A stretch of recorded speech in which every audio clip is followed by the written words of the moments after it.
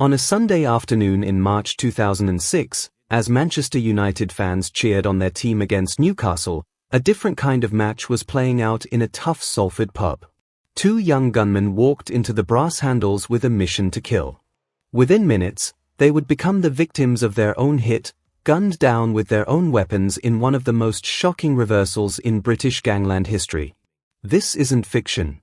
This is the story of a botched assassination that revealed the brutal code of Salford's criminal underworld and sent ripples through Manchester's gang landscape that are still felt today. Welcome to Crime Scene Chronicles. March 12, 2006. The Brass Handles pub in Pendleton, Salford. A notorious drinking hole known for its tough clientele and unspoken rules. This wasn't just any pub, it was a known hangout for football hooligans, yobs, and local hard men. A place where strangers were eyed with suspicion and outsiders rarely ventured. Inside, the atmosphere was typical for a match day, packed with Manchester United supporters watching their team play Newcastle on the big screens. Pints flowing, cheers erupting as United took a 2-0 lead. The match was into its second half, the crowd fully engrossed in the game. In the snooker room area sat David Totton, a rising figure in Salford's criminal scene. Beside him was his friend Aaron Travers. Neither man had any idea they were marked for death that day. Few noticed the two young men who entered just after half-time, Carlton Alvarenga, 20, and Richard Austin, 19. They weren't there for the football. Witnesses would later recall how they seemed apprehensive, nervous even, as they stepped into territory where they didn't belong. At the bar sat a woman named Constance Howarth, 40 years old and known in criminal circles as the Black Widow. She was related to Salford's infamous Mr. Big, Paul Massey. With her phone in hand, she was texting information to someone outside. She was the spotter, identifying the targets and providing real-time intelligence about their exact location in the pub. The stage was set for what would become one of the most notorious incidents in Manchester's criminal history, a gangland hit that would go catastrophically wrong. Witnesses later described how the young gunmen seemed hesitant, even frightened, as they approached the snooker room. This wasn't their territory. They were from Moss Side, outsiders in this Salford stronghold, and they knew it. When they reached Totton's table, they pulled out their weapons and opened fire without warning. 6 bullets hit Totton in the chest at point-blank range. By all rights, he should have been dead instantly. His friend, Aaron Travers, instinctively jumped up and took 2 bullets meant for Totton. But then something went catastrophically wrong for the hitmen. Austin's gun misfired or jammed. In that split second of hesitation, despite being shot multiple times, Totton and his friends managed to flip their table to use as a shield. The momentum shifted immediately. The pub erupted into chaos. Glasses smashed as punters dove for cover. But Totton's associates, hardened men themselves, didn't run, they charged the gunmen. Austin and Alvarenga were quickly overpowered. The hunters became the hunted as their own weapons were turned against them. Their mission had failed spectacularly, and they were now fighting for their lives. Wounded and desperate, they staggered outside onto a grassy area beside Fitzwarren Street. They never made it to their getaway car. They collapsed and died there, their mission not only failed but resulting in their own execution. Meanwhile, despite suffering 5 gunshot wounds to the chest, Totton somehow survived. He and Travers were bundled into a car by associates and unceremoniously dumped outside a hospital where they received emergency treatment. Both would make full recoveries despite their serious injuries. Inside the pub, as the injured men were rushed away, someone ripped out the CCTV system, a trademark Salford move to ensure no evidence remained. All that was left for police were 2 dead bodies outside the pub, their mobile phones still clutched in their hands. While 2 young men lay dead outside the Brass Handles, their boss was enjoying a half-time pint in an executive box at Old Trafford Stadium, just a few miles away. Bobby Spires, a 41-year-old notorious Salford gangster and close friend of the city's Mr. Big Paul Massey, thought he had created the perfect crime with the perfect alibi. Watching Manchester United, surrounded by witnesses, while his hired guns eliminated a problem across town. Mobile phone records would later reveal the truth. Spires had been in constant communication with MacLeod and Howarth before and during the shooting. From his comfortable seat at Old Trafford, he was directing the hit in real time. But what would drive a man to order such a hit? What could Tot Tun have possibly done to deserve a death sentence? The answer lies in that most dangerous of currencies in the criminal world, respect. Before we reveal the shocking motive behind this brutal murder plot, take a moment to subscribe to Crime Scene Chronicles for more in-depth investigations into the darkest criminal cases. Hit that subscribe button now. In the weeks before the shooting, Tot Tun had tried to enter a Manchester nightclub by dropping Spires' name. The doorman checked with Spires, who was inside. Despite knowing exactly who Tot Tun was, Spires pretended not to know him. Tot Tun was humiliated, turned away at the door like a nobody. His response? He began drinking at Spires' local pub, the Brass Handles, a clear message that he wasn't afraid of the older gangster. It was a calculated provocation, an insult that couldn't be ignored in Salford's criminal hierarchy. When Spires learned that Tot Tun was regularly showing up at his local, drinking openly, making his presence felt, he knew he had to act. In the unwritten rules of Salford's Gangland, such disrespect demanded the ultimate punishment. Spires reached out to Ian MacLeod, a 44-year-old founder and leader of Moss Side's notorious Doddington crew. This crossing of territorial lines, Salford enlisting Moss Side help, was unusual and showed how desperate Spires was to eliminate Tot Tun while keeping his own hands clean. The price for the hit? £10,000, money that would never actually reach the two young men who would lose their lives attempting to carry it out. But who were Carlton Alvarenga and Richard Austin? Not hardened killers, but young men caught in a debt trap with one of Manchester's most dangerous men. Carlton Alvarenga, 20, had been released from a 4-year prison sentence just months before in 2005. While still in prison, MacLeod had already been trying to visit him, asking about security work, a euphemism for criminal activity. Whatever hopes Alvarenga might have had for going straight after his release were quickly extinguished by MacLeod's influence. Richard Austin, 19, was even younger. His mother, Bridget, had moved the family to Wythenshawe specifically to help her son escape gang life in Moss Side. I worried every time Richard would not come home as he was probably in Moss Side. I had no idea who he was with, she later told police. The last time she saw her son alive, he was asleep on her sofa after drinking half a bottle of red wine.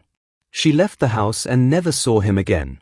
Police evidence suggested MacLeod had to physically force them from his car to carry out the hit. They weren't there for a payday, but to clear a debt they would pay with their lives. On that fateful Sunday, MacLeod parked his Ford Mondeo close to the Brass Handles and sent his reluctant hitmen inside. As they lay dying on the grass afterward, MacLeod drove past. Witnesses heard him ask a chilling question, "Are they dead yet?" He wasn't asking about his young recruits.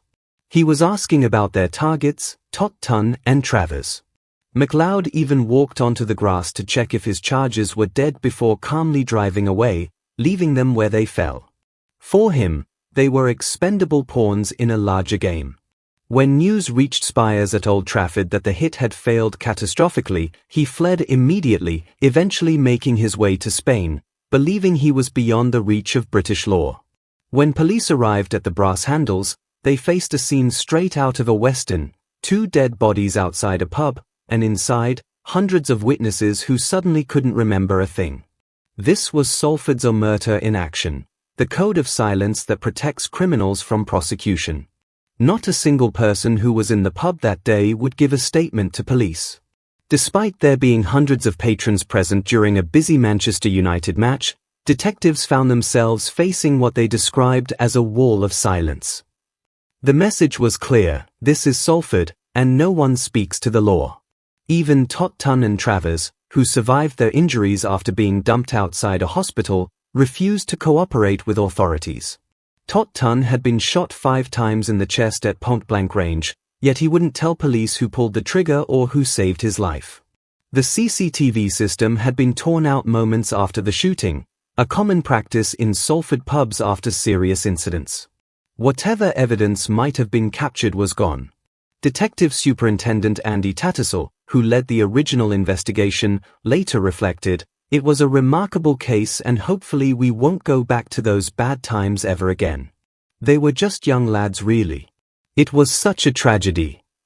To this day, no one has ever been charged with the murders of Alvarenga and Austin. The file remains open with Greater Manchester Police's Cold Case Unit. But sometimes, silence isn't enough to cover all tracks. How did police crack this seemingly impenetrable case? The answer might surprise you.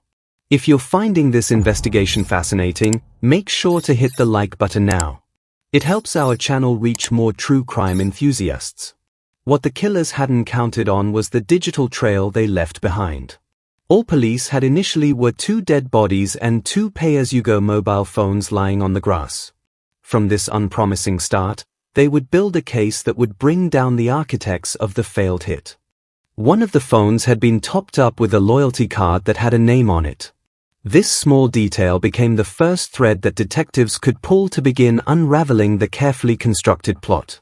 Police meticulously traced a web of calls between Spires at Old Trafford, MacLeod in his car near the pub, and Hoeth inside the brass handles. The digital breadcrumbs painted a clear picture of conspiracy, showing how Spires was directing the operation from his comfortable seat at the football match, how MacLeod was organizing the gunmen, and how Hoeth was providing real-time intelligence from inside the pub. Phone records don't lie, and they don't maintain a code of silence. The evidence showed how Hoeth had been sitting at the bar, mobile phone in hand, texting information about Totten's location to MacLeod, who then relayed instructions to Austin and Alvarenga. It was a coordinated hit, planned with precision, but executed with fatal incompetence. Meanwhile, Spires had fled to Spain, believing he was untouchable. He continued to enjoy the sunshine in Benidorm and even travelled to watch Manchester United's European away games, living the high life while the police built their case against him. Eventually, a European arrest warrant was issued, and Spanish authorities apprehended Spires. He was extradited back to the UK to face justice. In 2009, following a 3-week trial where the damning phone evidence was presented, he was sentenced to life imprisonment with a minimum term of 23 years. MacLeod received 21 years for his role as the organizer of the hit team, while the Black Widow Hoeth was given 20 years for her part as the spotter. The case was a major victory for Greater Manchester Police, who had routinely struggled to penetrate Salford's criminal underworld with its strict code of silence. Through digital forensics and painstaking detective work, they had broken through where witness testimony had failed. When Spires was sentenced, his friend Paul Massey, Salford's Mr. Big, was photographed spray painting "Free Bobby Spears" on the walls of the famous Salford Lads Club, showing his support for his imprisoned associate. Massey would himself be gunned down outside his home in 2015, another chapter in Salford's violent criminal history, in what some believe was connected to the fallout from the brass handles incident and its aftermath. David Totton, the man who survived 6 bullets to the chest, would go on to become one of the most feared men in Salford.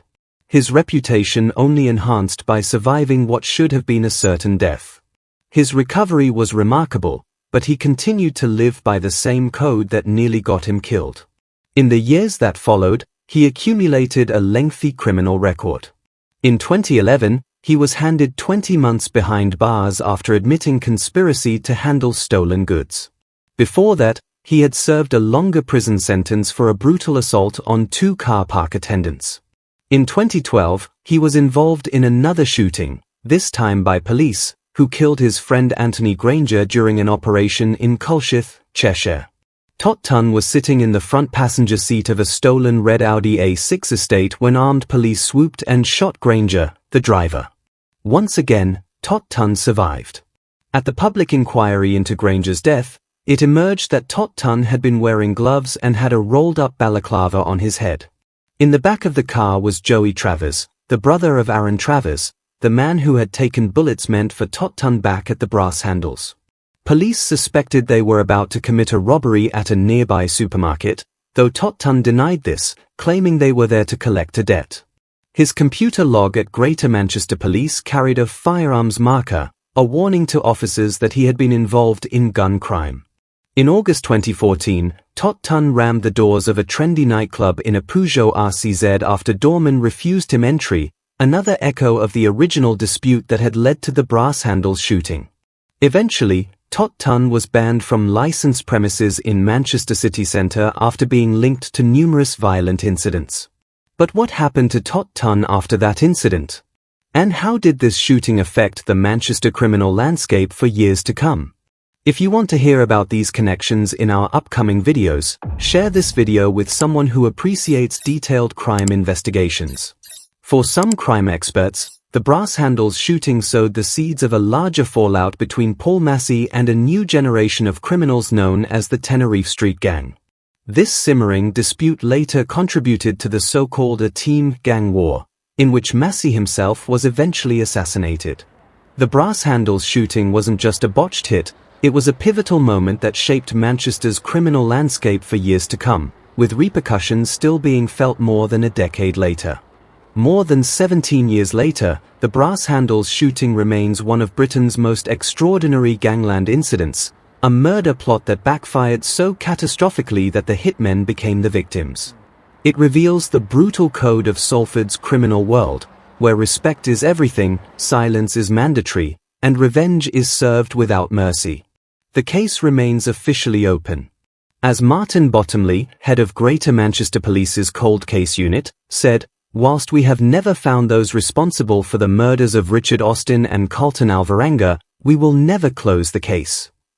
If you were in the brass handles that day in 2006, or know anything about the case, Greater Manchester Police would still like to hear from you, though no one in Salford expects anyone will ever talk.